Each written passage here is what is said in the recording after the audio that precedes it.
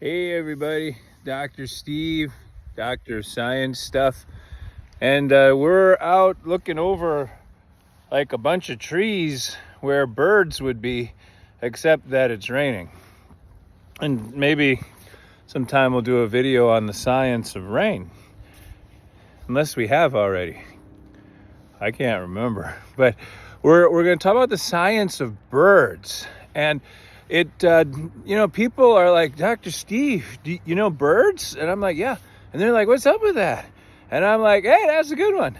And then they don't get it, it happens to me a lot. But so the way that birds like fly is what most people are confused by. And it has to do with something called the Bernoulli effect. Yeah. So Nick Bernoulli, he was this Romanian guy, and he knew Dracula, right? Another Romanian guy. And because Dracula is sort of undead, like this was only like 10, 12 years ago that they met, and they were talking, and all of a sudden Dracula turned into a bat and flew away. And Bernoulli was like, that's something.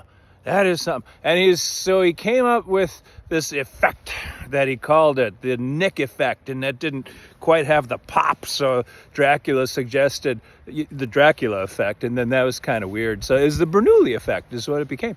And all of that it has to do with is it has to do with wanting blood, because birds, of course, are all evil, right?